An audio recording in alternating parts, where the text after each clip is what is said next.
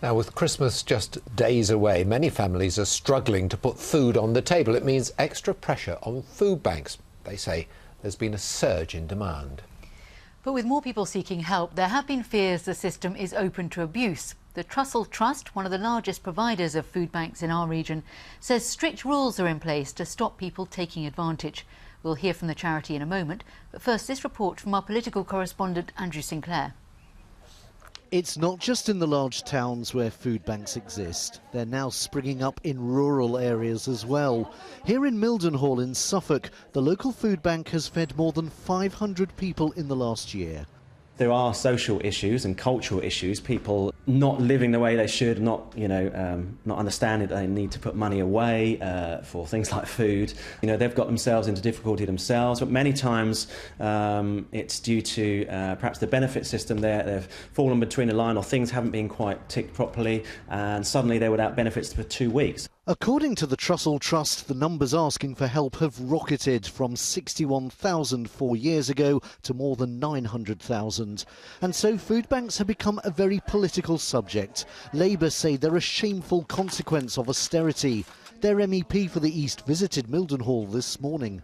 This is a hunger crisis. I genuinely believe that the government is embarrassed by the levels of poverty and hunger that we see in our society. And this week his party held a debate on the subject in Parliament.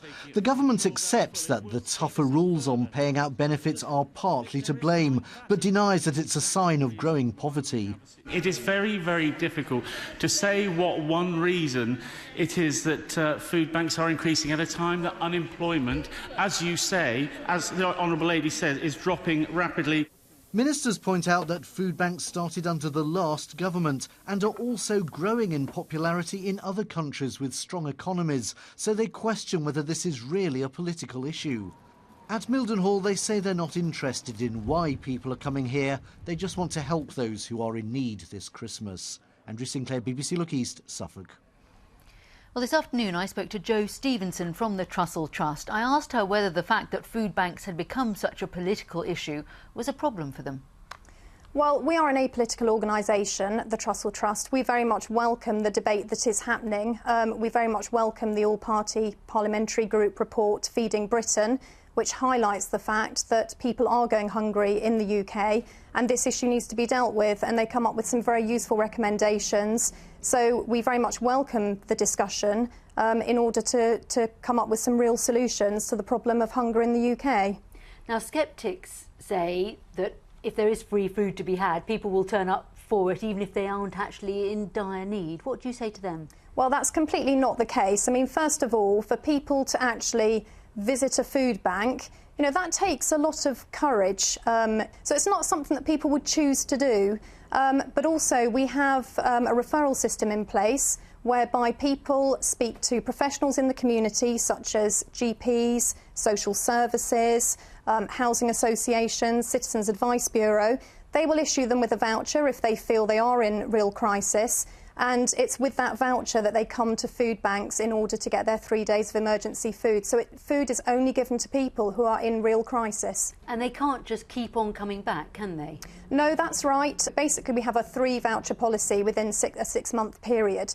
So if a food bank notices that a client has had a 3rd voucher, they will contact the referral agency that gave them the voucher and just have a conversation with them about what the issue is, because obviously we want people to work their way out of poverty and not need to use food banks. Obviously there are lots of reasons why people might need a food bank or need help.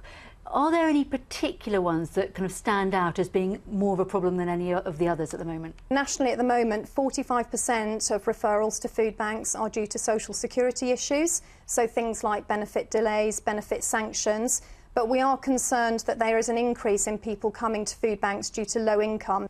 And at this time of year, of course, it's especially difficult for families to make ends meet. It is. I mean, I think for a lot of us, we're excited about Christmas, we're going out, we're filling our cupboards with lots of special food. And the reality is, there are going to be people who are literally looking at having baked beans on Christmas Day. And food banks in the region are doing brilliantly at providing Christmas meals for clients of food banks, special Christmas treats in food bank parcels. They're doing a lot. But I think we all need to remember that Christmas is going to be a difficult time for a lot of people, and this situation shouldn't be happening in a country that's one of the richest in the world. Jo Stevenson, thank you very much. Thank you.